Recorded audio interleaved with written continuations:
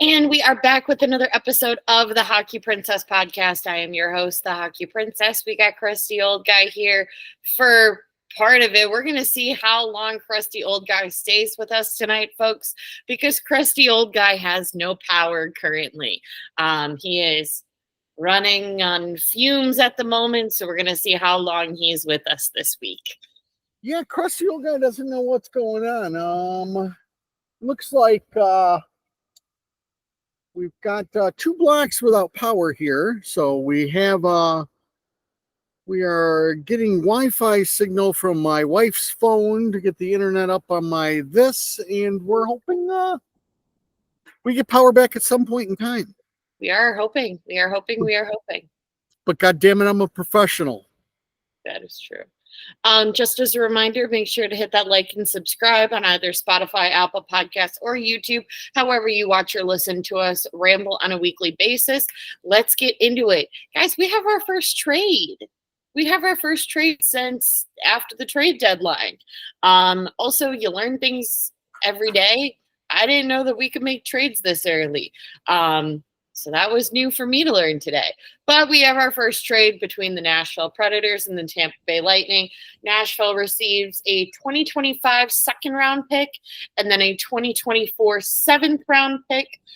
Tampa receives Ryan McDonagh and a 2024 fourth-round pick. There were rumors that, McDonagh wanted back in Tampa. He was there, went to Nashville for a hot minute, and now he's back. Yes. Are they retaining any salary? That I'm unsure about. Okay. Unsure. But yeah, so there were rumors that he wanted to go back, and so I think they just made that work. But that's the first big trade piece that's happened. We still got some playoffs to talk about. The second round is officially over with it ending last night. Unfortunately, the Vancouver Canucks did not overtake the Edmonton Oilers like I hoped. I figured Edmonton was going to win to go to the Western Conference Finals, but, a girl can dream that Quinn Hughes would make it. So that was a hard one to watch, especially Game 7. I really wanted Vancouver to come out victorious at the end of the series. Not only just to, send Connor McDavid golfing, but I really thought Arthur Sheloff deserved it with the performance that he has had for the Vancouver Canucks this postseason. We've said it for the past couple of weeks. I'm a huge fan of him and what he's done for this postseason. And especially for Game 7, he was really trying his best. So I was just hoping that Vancouver could get it done for him. Unfortunately, they were not able to. At the end of the day, even though they've got a lot of defensive, they're not strong on the defensive side. Edmonton's still going to be Edmonton if McDavid or Draisaitl has the puck. Yeah, but it was 3-0 and no points for McDavid. Yeah. So he let in a couple long ones, but he was pretty well screened. He played a heck of a series. It was pretty impressive, and he kept them in it in the first period. I believe some point in time, about midway through the second or towards the end of the second, it was 23 shots on goal for Edmonton and I think 6 or 7 for Vancouver. So they really didn't come out with much. No. No jump from Vancouver whatsoever. Again, you might as well point out to your listeners, Brock Besser, they found a blood clot in his leg. So he was unavailable for Game 7, and that's your top goal scorer, your top power play goal scorer. So that was a little rough sauce for them. Which we would also like to say that we hope Brock gets better because, everybody has their favorite teams and their favorite players and their least favorite teams and their least favorite players. That's still a crazy, scary thing to deal with. So we hope Besser gets that cleared up and heals as quickly as he can. Yeah, even though it's the knuckleheads, this or that, you hate players, blah blah. Once it's health stuff, it's a whole different ball game. Stamkos went through the same thing. I believe his was like in the upper body though, or something. I don't know if it was the leg.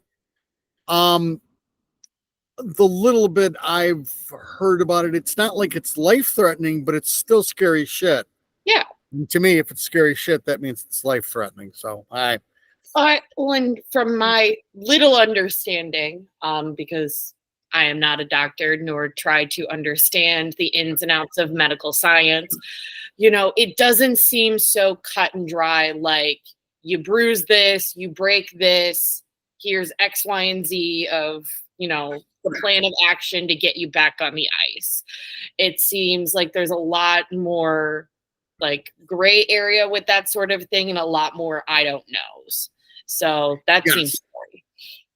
Yes, and the other big thing that they have to do is the first thing they do is they put you on blood thinners. So basically, being around a bunch of people with really sharp skates and being on blood thinners is a really bad combination. Yeah. That means nothing's going to clot. You might leak real quickly. So, again, hopefully they figure it all out. Hopefully Brock's ready to go at the beginning of the year. Again, it was Connor Garland trying to show them the way. He scored their first goal to make it 3-1. He's a tiny dude, but my God, he had some jump in that series. Yeah. He's that type of player. You can only have one or two of those on your team because I think he's like 5'9", but he was pretty impressive to me. Excellent. Yep. So the Edmonton Oilers will go on to face our Dallas Stars for the Western Conference Final. Dallas, knocked out Colorado in a very, very exciting final game, which leads us to the most important question that we need to answer this week, crusty old guy. What is goaltender interference? Oh, well, can't you, if you had an intern or whatever, you could you're going to read the rule? From the rule book. Give me one moment, friends. Okay.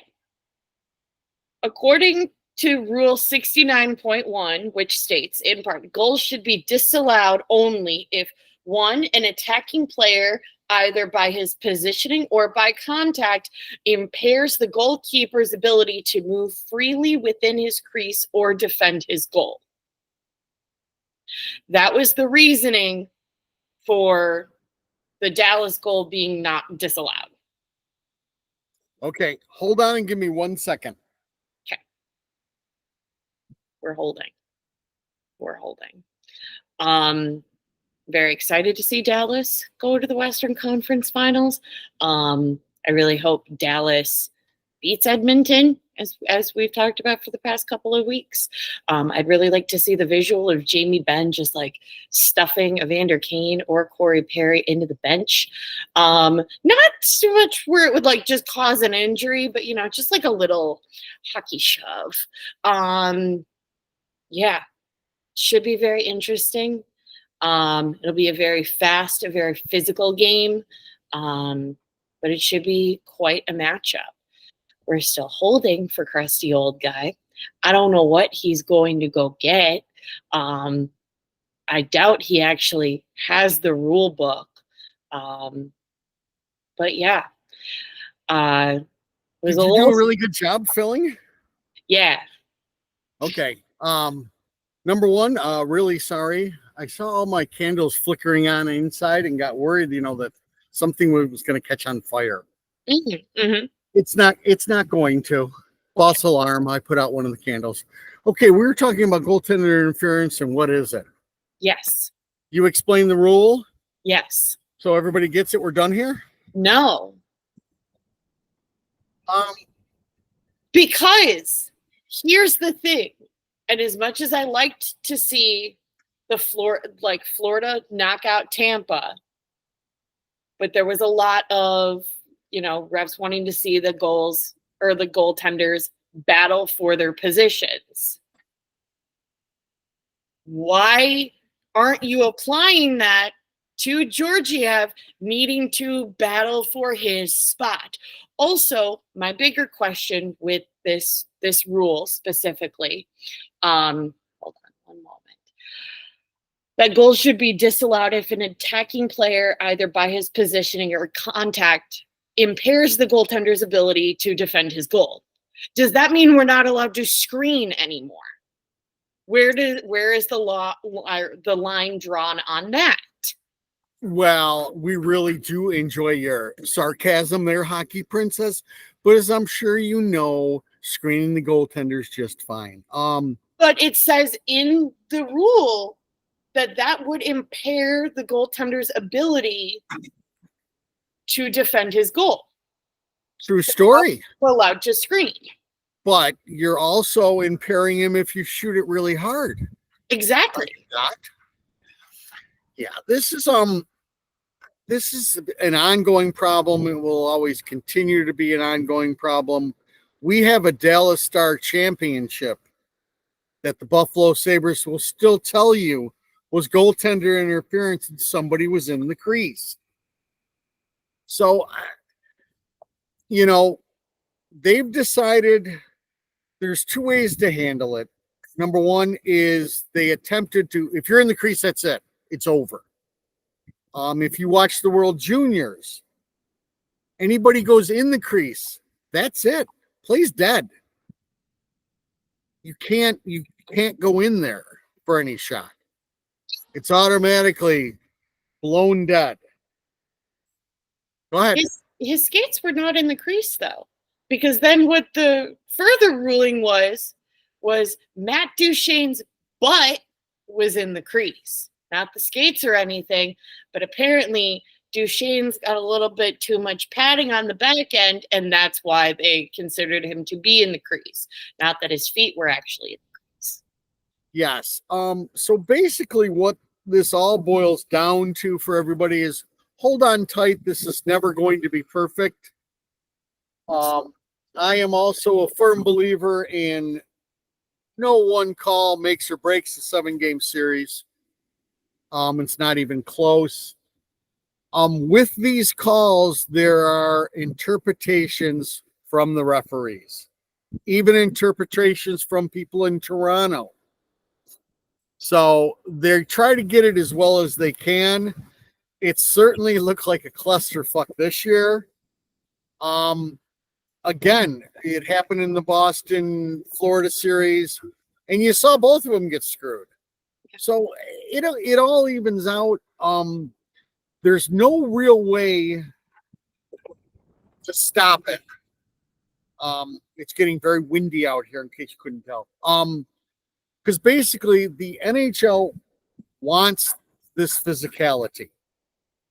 They want the physicality in front of the net.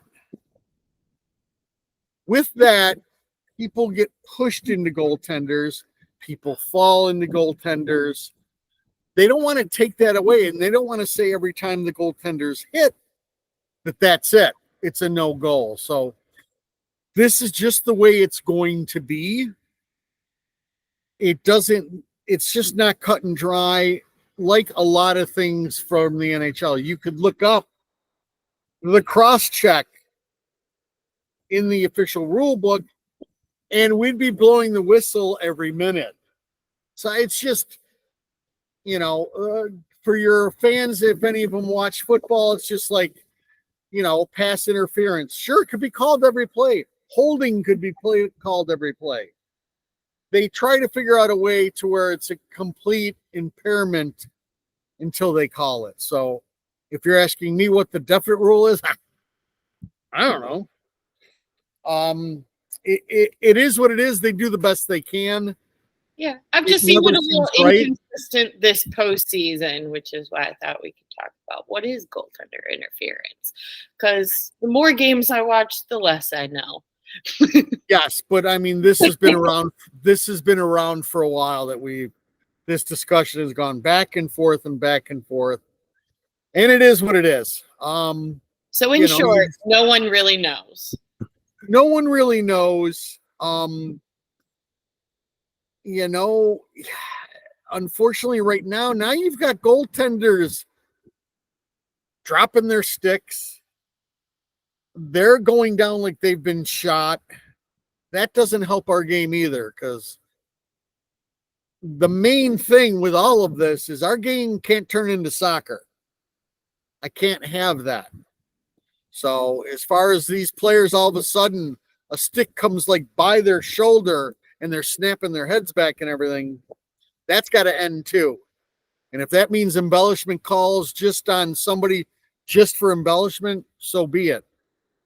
But you can't let this game turn into hockey. Turn into soccer. So that's been the other talk around the league too. Has been, what are we doing with all these embellishments? And the one I saw that was really well done was they called a major for a high stick, and then ended up wiping out the whole thing when they found out he didn't come close to his head. It's an imperfect game. It's an extremely fast game. There's only 2 stripes that can make a call on the ice. And that's really one too many stripes, really, if you ask me. Things get missed. It happens. So they do the best they can. Yep. Sure. All right. Got any final thoughts about Dallas going up against Edmonton for the Western Conference Finals? I explained my opinions during the filler bit, but I'm quite excited. Okay. Well, I've got Dallas winning. Again, can Edmonton compete with Skinner and net against Dallas? I don't know. All of a sudden, if I'm Dallas, I'm looking at the tape from the last couple Vancouver games, because all of a sudden they shut down that power play. I think they went 0 for 9 the last 9 shots at it. Yeah. It's going to come down to a simple thing. Skinner's got to play really well. McDavid and Draisaitl have to deliver. And Dallas can't be stupid. You have to hope that Dallas, their bottom 6 doesn't play as well. Rope Hintz, I know, is out. I don't know if he's out for this series, though. That'll be a little bit of a kick in the tail, because with Rope Hintz in there, your 3rd and 4th line really slot nicely to really rough 3rd and 4th lines. Edmonton, I don't believe Adam Henrique has been playing. I believe Perry has just been scratched or is hurt, one of the two. I wouldn't put anything past McDavid. He's close now, but Dallas has got the much deeper team. And the Otters played really well. He has played absolutely fantastic. All right. He has finally silenced his critics who said, we can't get it done in the playoffs. So I think that's about all I got on that. It should be a humdinger. Dallas has home ice. And as we found out, Dallas could care less if they have home ice or not. You really don't care. All right. Yeah. Come on. That's the other point I was going to go on with that is just basically when they're in Edmonton, usually you worry about getting a certain line out against McDavid. Dallas is 4 lines deep. I don't think Dallas, if Rope Hintz is playing, I don't think Dallas cares if their 4th line's going up against McDavid, or their 3rd line, or their 2nd line, or their 1st line. So it's not as important because they're so deep. There, I've stopped talking about it. And don't forget about Jason Robertson. Crusty old guy's favorite, non-Chicago Blackhawk, Jason Robertson. He's just such a cute little dude. And he's not very little either. But no, he's not. He just seems like he's little. And let's jump over to the other side. You want to talk about what a matchup. Florida going to against the New York Rangers for the Eastern Conference Finals. I'm going to be honest. I have no idea how this is going to pan out. This could pan out 100 different possible ways. It's going to pan out two ways. Either Rangers are going to the Cup or Florida is, but there's a lot that could happen in between. This could go in 4. This could go to 7. It should be very interesting. There's rumors and rumblings that, and I'm going to try not to botch his name. The Chittle kid is going to potentially be playing for this round. Yes. It hasn't been confirmed yet, but there's rumors and rumblings of him coming back. I would love to see that for him if he is ready. I don't think the Rangers should be pressuring him. I don't think they have been, but I would hate to throw him in before he's ready, like coming back in prematurely to such an intense matchup. Yes. Well, I believe there might be somebody else who might be coming also. Yes. Oh, Wheeler. Yes, you have your Blake Wheeler, who that's another big boy who can skate. So, the Rangers will have some decisions to make. I don't know what they do with Rempe. This is a series that you can't afford to have somebody taking a spot if you're only going to play him like 6 minutes. But it's the big bad Panthers.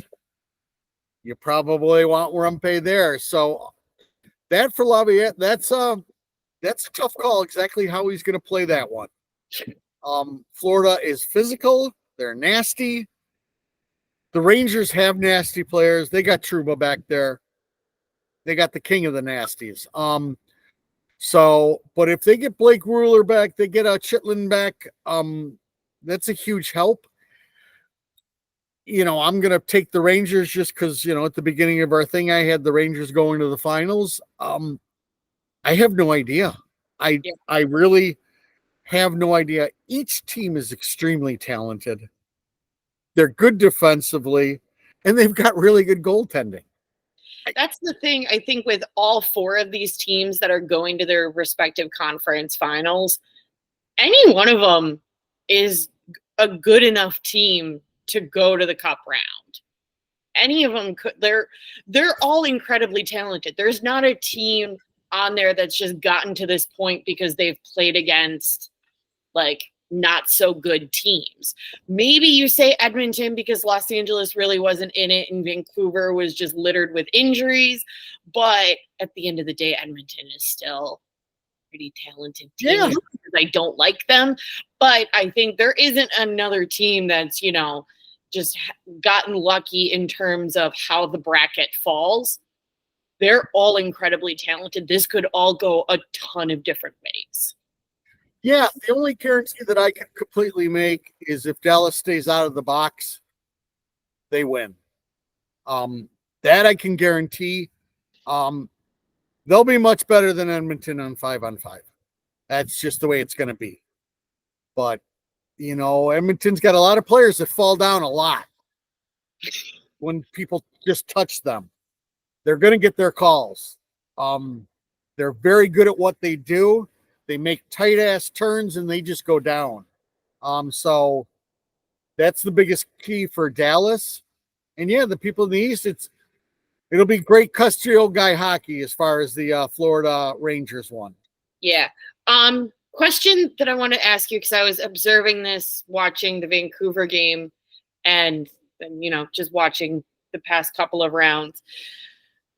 Is it always been, because right now it seems like in terms of head coaches, it's a very Eastern Conference thing to have very just animated coaches behind the bench compared to the coaches that are on the Western Conference.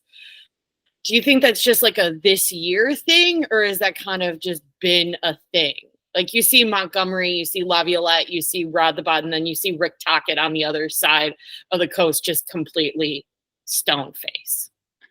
Yeah, I think that's just kind of the way it shakes out. Because it was just interesting to see, like on the East, you've got head coaches, screaming on well, not like on TV to the public, but you can see them yelling.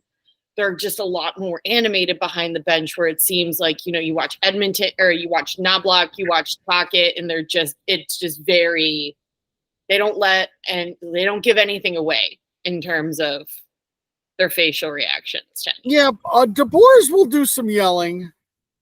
And again, my hat's off to him. I believe this is, in the last 6 years, he's been in 5 Western Conference Finals. So, that's 2 teams that let that guy go. Yeah. That's wild. To me, that's wild. Obviously, he's a really good coach. Yeah. So kudos to him. But no, I don't think it's like anything that I think it's just how it's shaken out. Yeah, just how it's shaked out. Cool. Speaking of head coaches, we've got some rumors, we've got some rumblings, we've got some changes, we've got some re-signings. Our speculations were incorrect. Rob the Bod did re-sign with the Carolina Hurricanes. I don't think it came, or at least I didn't see for how long, but it was for 5 years. Okay. I don't know for how much, though. Very interesting. So he will not be joining Ron Francis with the Seattle Kraken. He's staying in Carolina. That's good to see. I mean, I like him in Carolina. He played there. He's been coaching here for forever. I mean, I don't know the insides of his head, but I don't think he wanted to leave, and I'm glad that he doesn't have to. No, he is set there. I mean, that's his home. He loves it there. I mean, most players that live there love it there. You get to golf every day. It's a beautiful thing. Yeah. So no, I'm glad he re-signed. I'm very curious to see what they're going to do. There are lots of rumblings. And then, with those rumblings come the rumblings. Do you want to finish off the coaches first? We can talk about rumblings. So with Carolina, there's rumblings that 88 might be on his way out. He doesn't want to stay in Carolina. He wants out, is the rumbling. And you know who could pay him? A nice sum of money. And there would be a spot for him. Because let's be real, Blackhawk fans, we've got spots up and down the roster. He could come to Chicago, and it would be great. Well, he could, but to change his number. He can't get his number. So I don't know if he wants to go to 8 or whatever. Yeah, there's been a lot of talk about this. I brought this up mid-season, just because I've heard rumblings that Carolina is going to make a run for Getzel to sign him as a UFA. If they sign him as a UFA, there's almost only so many money spots that you have. And now I've heard the rumblings also that he wants out. So they're not just going to let him go, though. And he's definitely not dictating where he's going to. So he's an RFA. He's going to go where so there will be a bidding war. Yes, it will cost you at least the number 20 pick in this draft and some second rounders. That's the way it's going to go. Or he is not going to come cheap. I don't expect him to come cheap. I do not expect him to come cheap. I am a big Nietzsche's fan. I do not expect that man to come cheap. Or, once upon a time in January, we were discussing that, KD is going to have to make bigger choices than just trading away everyone for shiny 17-year-olds in the draft every year. And he's going to have to make some moves, trade some important people for some other important people. Yes, he's going to have to do real work. Being an option that instead of just draft picks, maybe it's the 20 and it's a person. on the roster. Yes, but if it's a person on the roster, it's NASCAR, it's Korchinski. I can tell you right now, it's not Reichel. That's what I was hoping. I'm like, you think we could just get away with Reichel in a couple that, of draft picks? That for all of your viewers out there, that is fantasy land. No. I like if it's not the 20, it's going to have to be a lot of good prospects. The thing is, you'll have San Jose. You'll have Anaheim. That's the two teams that are below us that are more than happy to trade stuff to get them. I believe they both have two picks in the first round. You still also have the Washington Capitals, who would love to trade their first round draft pick for them and something else. This is a guy that a lot of people want. He's also a guy that I'm not completely sold on. He's got incredible skills, but watching him this playoffs, at times he goes away. Mm-hmm. And if you can't get up to play for Rod, I don't know who you can get up to play for, but he's too talented to pass on. Yes, you need to be all in. You know, if they start saying a 20 and NASCAR, you then have to fold.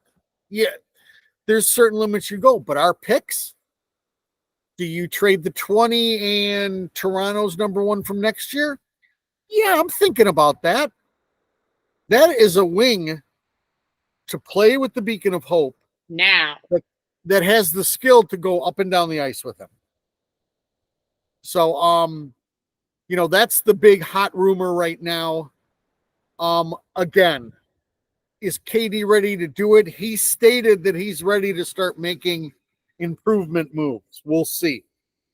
But it won't be easy because a lot of teams are going to be looking. You've got St. Louis with multiple picks. They'd love to have a player like that too. So we'll see. It's going to be that'll be the most interesting one though. Very interesting. Moving on to our next head coach rumor. Well, not rumor. This one is official. Your Toronto Maple Leafs have their new head coach in Craig Berube. Take it away, Krusty. What are your thoughts? What are your feelings? Well, Do you hold think on. that this will work? Hold on. I've just been told my estimated time of power restoration is now 11:30. They're still investigating. It's a 2-block radius, and I haven't seen any of my people around here. I don't know what they're investigating. Okay, back to hockey talk. Yeah, it makes sense on paper. He's a little sterner. He's a little more structured. He's a winner. He is a coach that demands respect when he walks in the building. So that's what they were looking for. They were looking for a coach who's got a pedigree of winning, but also walks with an aura around him. And he does that. That's an old school, I know what I'm doing hockey guy. So this is their 1800th swing at this will make everything all better. Will it? I don't know. As I said, they seem to be closer than they ever have been this year, I thought. I thought they played with a lot more structure than they usually do. There was a lot more urgency as far as getting the puck out of their zone properly and getting the puck deep, which hasn't happened in Toronto recently. That careless play that they played with the regular season always carried over. They were a little more structured this year and a little more understanding that puck's really important. And if you struggle to get it out of your own end, you're going to lose. And if you can't get the puck deep to make your changes, you're going to lose. So he'll beat that into their heads. And I don't know, they're freaking jinxed. They are. I mean, it's beautiful. I mean, he'll be the missing link. Everybody that you will hear at the beginning of next year will come on the radio, the television, and everything to tell you this is the piece. This is going to be, and then they're going to start the year on a tear, and everybody's going to tell you they are already Stanley Cup champions. And then the playoffs will get here and we'll see. Yeah. Last bit. This is our rumor and our rumblings. Like we've said before, that there are plenty of NHL head coaching positions that are open. One of the rumors is that Jeremy Colleton is making his way back into the NHL. I know Krusty's got some opinions on this. The main rumbling is that San Jose still does not have a head coach for the beginning of the season. Krusty, what are your thoughts about Harry Potter coming back? Maybe. Well, I mean, it works out really well if you're San Jose. You want to lose. And he's going to have you lose. I didn't hear about the NHL. The only thing that I had heard was he was given a 2-year offer for Vancouver's minor league team and turned it down.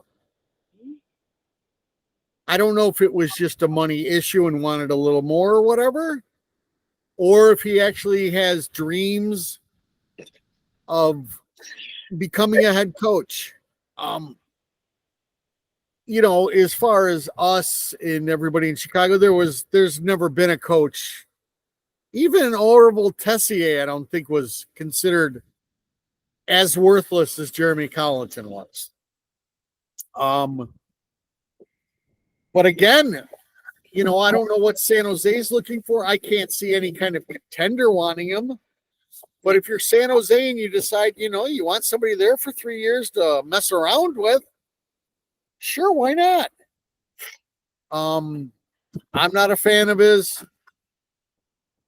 I can't see how you would do something like that if you're an organization. Yeah. You're setting yourself up for a bad string of like 3 or 4 years, but San Jose's already having that. But that stuff's hard to come back from. It just is. KD's already figured that out a little bit and going, we can't really continue to tank. It just doesn't work out very well. You ask Buffalo, you ask Arizona. I mean, it's difficult when you don't have pieces. So, there would be no better story if all of a sudden he were to come back in and all of a sudden San Jose goes on a tear. It'd be beautiful. Not going to happen, but I can't see why you would hire that guy. But again, I heard great things from Vancouver's AHL team, so I don't know. People have to evolve. You find out what didn't work beforehand. So, and where else do we have? It's really windy out here. I'm never getting my power back. No, I don't think so. Who else do we have head coaching spots open on? That I'm unsure about. I just knew that San Jose's was still open. Yes. So that's your take on Harry Potter? JC. All right. Then moving on to, we finally have Chicago Blackhawk news. We have a little bit of Chicago Blackhawk news. Signing today, our tiny man, Brett Seney, 1 year, 2-way, $775,000 for the year. Big fan of this. He'll probably spend most of the time down in Rockford like he did this past year, and that's great. He was on a tear in Rockford this past year. I think he will be a great veteran presence for all of the new kids coming into Rockford this upcoming season. I think it was a very easy, correct choice by KD for this. Oh, definitely. He's a good veteran presence. He can put the puck in the net. He's a pro. He's everything you want as far as trying to start to guide kids along. They're not going to have a lot of people ready down in Rockford to start the year. So, you can't just let the kids all run rampant. So you need some of these veterans back. I don't know if Hardman still has 1 more year or not. Let me check that real quick. But you need some players like that. Yeah. To let's see, Mike Hardman, because he's another one that both of us have talked about I that we love would Mike kind of Hardman. like to be. I hope Mike Hardman stays in Rockford for a little bit while these kids are getting, they're developing and maturing. Yeah, he's a UFA G6, whatever the heck that means. I don't know. We'll learn that next week when crusty old guy and I are going to go through the Blackhawks and the Rockford Ice Hogs lineup on Cap Friendly and say, we're going to play the game. Are they staying or going? Whoa, is that a game? Yeah. I love that game. Chris, old guy's worried that he's going to fly away, though. It's all right. This really stinks. But it's entertaining. It is entertaining. I forget where I was. Where were you? Easy slam dunk for Katie with the Sunny re-signing for Rockford. Yes, and hopefully Hardman gets the same thing. Yeah. So I would definitely like for him to be re-signed. I don't know what happens with Michael Templey, but you said we're going to talk about that next week, so I'm not going to talk about it anymore. And then we've got our final piece of Blackhawk news / trade rumors, because it's not completely official yet. It's just heavily rumored that Nikita Zaitsev is expected to sign a multi-year deal with the SKA St. Petersburg team of the KHL. I don't see any big holes or, this wouldn't make sense. I do think that this definitely opens up a spot potentially for Isaac Phillips, for instance, or somebody that's been on the cusp between Chicago and Rockford. If Zaitsev signs in the KHL, that opens up a spot in Chicago, which then, Rockford guy gets to jump there. And then there is an open spot on Rockford, which means KD should draft Artie the Sparty. Yeah, I'm back on the Artie the Sparty train for right now. Every week. I know that a lot has come out about Mitchellkoff. He's coming and blah blah blah. Yeah, I'll believe that when I see it. That is true. I'll start to think that this isn't a problem drafting a Russian when he's in Philadelphia. I don't see that happening. I know there's been some problems on the team he's on. They weren't even playing him. But there's a whole political climate there. And I definitely do think that he was a not a complete rare one in terms of, the fact that nobody had heard from him all weekend. I think the entire situation with Mitchkoff was a bit weird, and we don't see that all of the time. I still do think, from everything that I've read, that Demidov will come here sooner than Mitchkoff will potentially, and I think there's a bigger when than an if. And I also choose to believe that Roman Kanserov will be over here at some point. I am looking on the positive train, but I still want the Sparty. Yeah, for right now, I'm back on that train. He's the good, safe pick. There's lots of talk of trading back, doing this, doing that. I wouldn't have a complete problem with trading back, but I need a player that can play now. So I don't want to trade back past like 10, and we get an NHL player now and another pick. So the deal breaker for me would be the Yakubov kid. I was going to say, I'm okay with trading back if we get Carter Yakimchuk. That's where my line's drawn. You have to trade back with the figuring that you can still land him. Anything past that is a no-go for me. So you have to figure out exactly where you think he's going to go. Go ahead, Hockey Princess. And he's rumored anywhere between 7 and 13. Exactly. That's why I just don't see anything 8 or more gets a little hairy and you might miss your guy.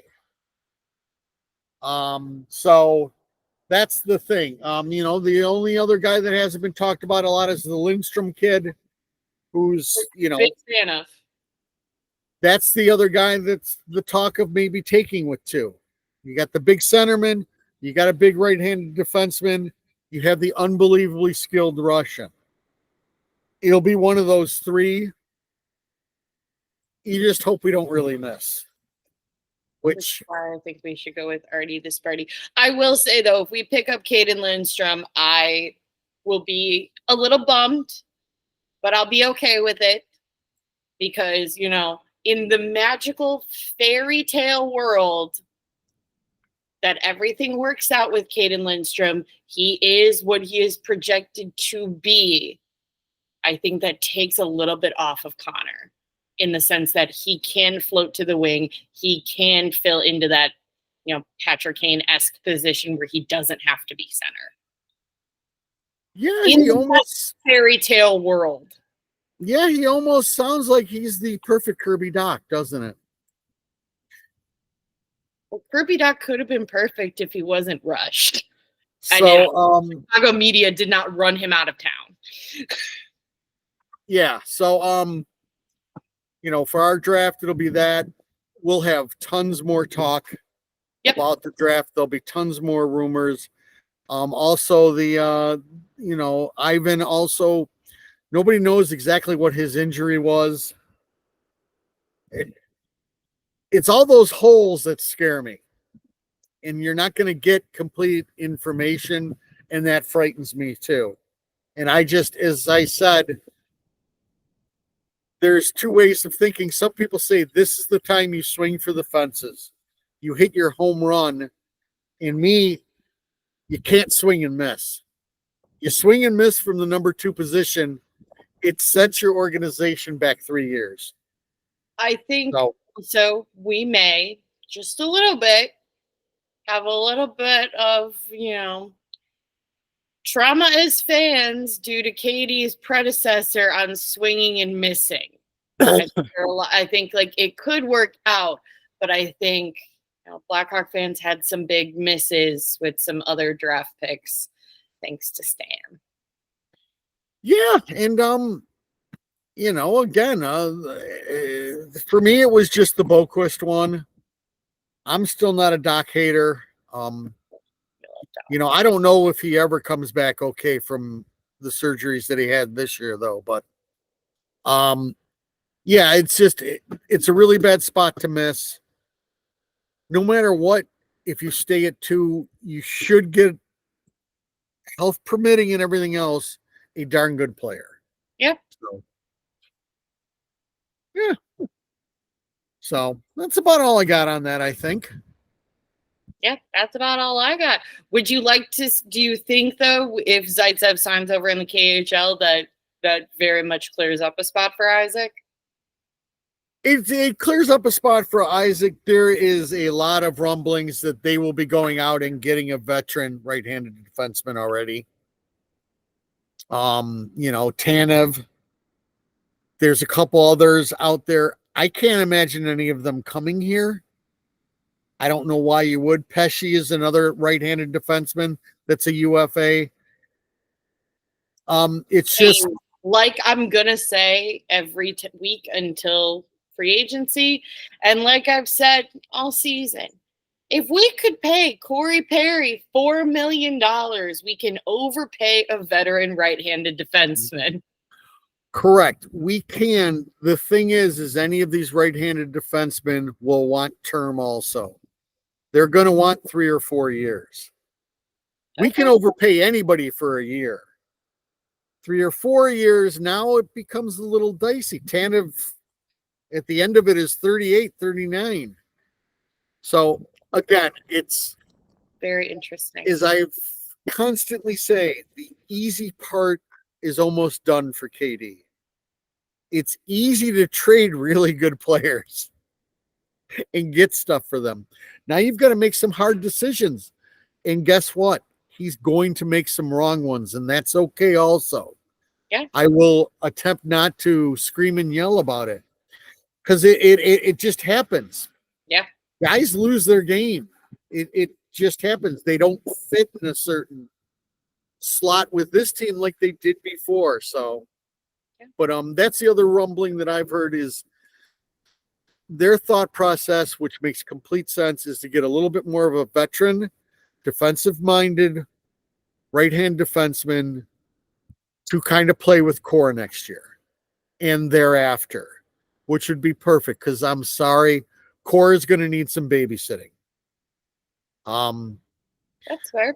I'm still not sold that he actually plays NHL D. He's going to have to show that to me. Okay, he's 19. He gets a whole nother year of me not complaining, just like I didn't complain this year. I won't complain next year. But after that, he's fair game. Okay. So Corey, got one more year. One more year and then be perfect. Yes, and then you've got to be perfect. Or else, some 60-year-old unemployed guy's not going to like you. Boy, I'm sure that's really going to keep you up at night. And on that note, that is a wrap for this week. Just as a reminder, the draft, as we'll talk sprinkles until the end of June. It is June 28th and 29th. First round is going to be on June 28th, and then rounds 2 through 7 are going to be that Saturday, the 29th. Make sure to hit that like and subscribe on either Spotify, Apple Podcasts, or YouTube, however you watch or listen to us ramble on a weekly basis. You have any questions, comments, anything, shoot us a message. We're on Twitter, Facebook, Instagram. Guys, Crusty Old Guy did his first tweet this week. We're so proud of him. Thank you. Thank you. That is all for us this week, and we will talk at you guys next week.